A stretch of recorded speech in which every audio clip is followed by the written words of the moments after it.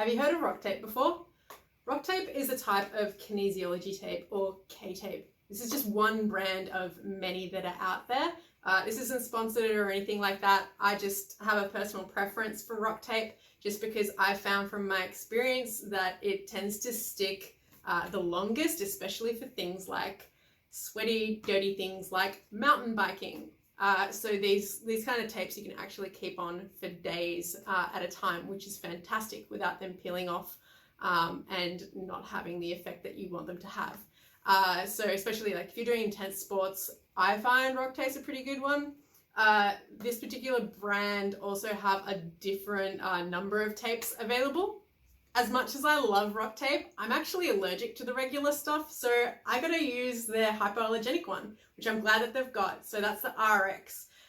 This one's still sticky and it's still stretchy, and I really appreciate that I can use it. I just find that it's not quite as sticky, doesn't last as many days as the regular stuff, but given that I can't wear this, this is fantastic. They've also got one for swimming or water sports, which is the H2O.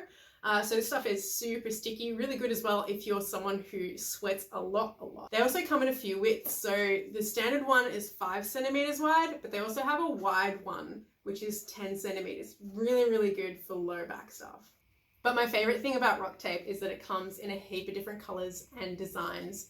There's way more than this. These are just the ones that I've got at the moment. They obviously still come in just generic black and skin color as well. So just have a look on their website. There's lots of different ways that you can use Rocktape. There's lots of great videos on their YouTube for taping things like your knee, your back, your neck, your ankles. So we can start off with those ones if we need specific areas done.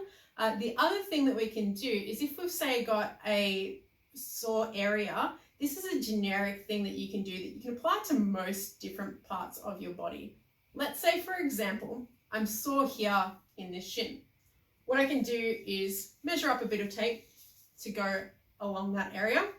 And then if I'm really sore in a specific spot, let's say about here, I'm going to cut out a smaller bit there. So there you go. You've got rounded edges on both the pieces that you're going to be using. So when we're doing our generic taping, if you're not doing one of the Rocktape specific ones, we're actually going to do two pieces. We're going to have a little one for the painful spot, and we're going to have a longer one to go along the muscle that is generally a bit sore. When we're putting this tape on, we're going to try and avoid touching the sticky bit with our hands as much as we can so that more stickiness can be on the tape and not on our fingers. There's two ways that you can go about putting this tape on. One way is to tear it. So with this one, I'm going to tear the backing. Because it's a stretchy tape, the tape still stays intact. Once I've torn the backing, I'm going to use it. A general rule for when we're using Rocktape is that we don't want to have any stretch on the last 2 centimeters to an inch of the tape. This can just cause rashes and discomfort if you don't have this. We call this the anchor. So what I've done with my tape here is I've folded back the backing so I've got just space there underneath for my anchors. So generally, when I'm applying tape to a super painful area, I'm going for about 50% stretch. And when I'm applying tape in other areas that are related to it, I'm adding about 25-30%. How do I know how much stretch? So what I'll do with my tape, I grab the taped ends, so I'm not putting my fingers on the sticky bits, and I'm going to stretch that tape out as far as it goes.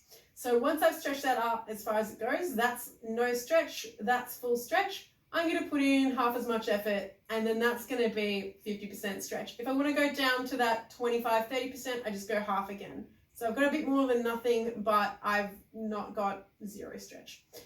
With Rocktape, I do find that less is best. If you're not sure in terms of how much stretch you're putting on, err on the side of caution and put less stretch. It'll still work great without much stretch on it at all. So once we've got our piece, we know where we're heading with this one. Let's say I've got a painful spot here. I'm going to be going in this direction, putting 50% stretch on the most painful bit. So pulling apart my Rocktape fully, coming back about half, and then I'm just going to stick it straight onto that area, remove the backing on my anchor parts, and then just put that tape down there. Now, heat activates the glue, so once we're done putting our Rocktape on, you just want to give it a bit of a rub, especially in winter, to activate that. The other way that you can put Rocktape on is to just remove the backing from the tape. Just be careful not to touch the sticky part of the tape too much. So the way that I do this is with my tape, I grab the backing part and I make a canoe like that. So flat and then canoe. Canoe, what I'm going to do, I'm going to just put my finger at the top of the tape there, and I'm just going to peel it back slightly. So I'm not touching too much of the tape, but as that's a bit of a canoe, it will help me take the backing off. So once you've used your canoe method to peel the tape off and trying to touch it as little as possible, what you're going to do is just stick that down, that anchor down to the other end of the muscle that you're trying to go for. So for me, I'm going to go along my shin here. So I've made sure that the last 2 centimeters or so are anchored on my skin. I'm going to rub that in. So I've got no stretch on that area. And I'm going to hold down the bottom bit there, and then I'm going to stretch the tape. So again, I'm going to pull as hard as I can. That's 100% stretch. I'm going to back it off to what I feel is half, and then again another half, so about that 25-30%. And then I'm just going to, I can do 2 ways. I can either stick it straight down, or I can use this hand to guide the tape. This is especially useful if you're trying to guide the tape around corners, because Rocktape is super stretchy and can do that. Now, while I've maintained that stretch, I've just helped stick that down with my other hand. So that's all about that 25-30% stretch. Now with no stretch there, I'm going to remove the backing and then put that anchor down. So like we said, heat helps activate the glue. So give that a good rub, and that's going to help that stay on for longer. If you're having trouble with this Rocktape sticking on you, you've either touched the tape too much and too much sticky residue on you, or if you've used any creams or moisturizers, that can also prevent the tape from sticking to your skin. So making sure you're always putting this on clean skin as you can, so that it can stay on for as long as it can. Taking Rocktape off. So 2 things, if you remember nothing else, remember this. 1, heat activates the glue, so don't take it off in a hot environment, say a hot shower. And 2, don't grip it and rip it. That's a quick way to get a rash and bruising, and we're not about that. So how do you take off your Rocktape? First thing that you're going to do is you're going to try and get one edge flicked up. Now this is really hard for me because I've just put this Rocktape on. I find it's easier, at least after the 3rd day, to try and start taking this off. So you might even find that some of it's come up by itself. So just use your thumb or something, just go at it, just rub on the sides there until it starts to lift off. So from here, we've got 2 options. One is you can hold back the skin, and I do try and go in the direction of your hair. It's less uncomfortable doing it that way, especially for my guys there who don't shave. So what you're going to do, once you grab the tape, there's 2 ways to do it. I recommend trying to pull the skin away from the tape. You can either do this in sections and just gradually keep pulling the skin away from the tape.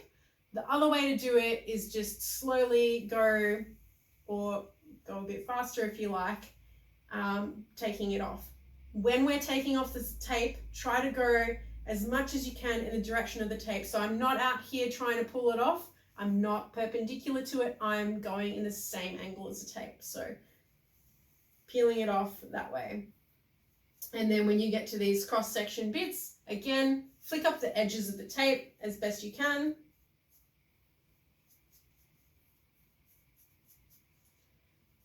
And then slowly you can peel the skin away from the tape.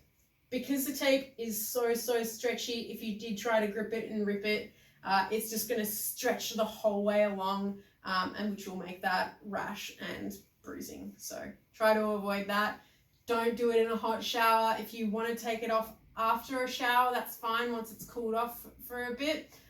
Or if you have cold showers, take it off then. Like I said earlier, I do usually just use Rocktape to change the way that we're moving, whether we've got a recent or a longer lasting injury.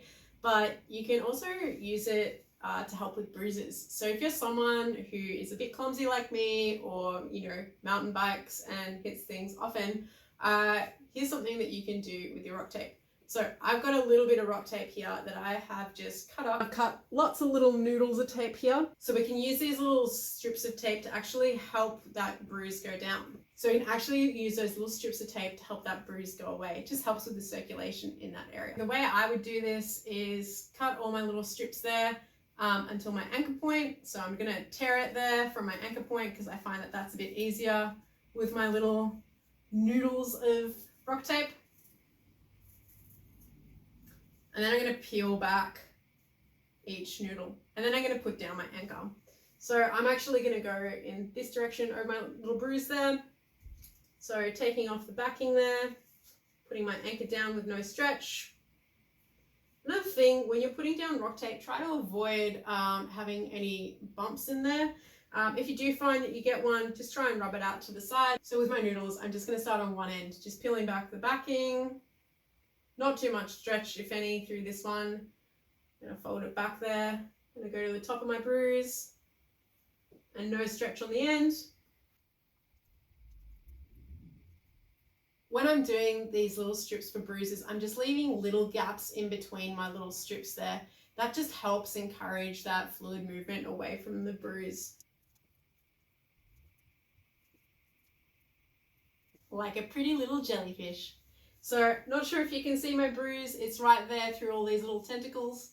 And if I were to leave that on for a few days, it will help reduce that bruise. So you can do that if you do get any bruises. If there's any other way that you'd like to see Rocktape used, or if you're not sure if you could use Rocktape for something, leave it in the comments and I'll get back to you.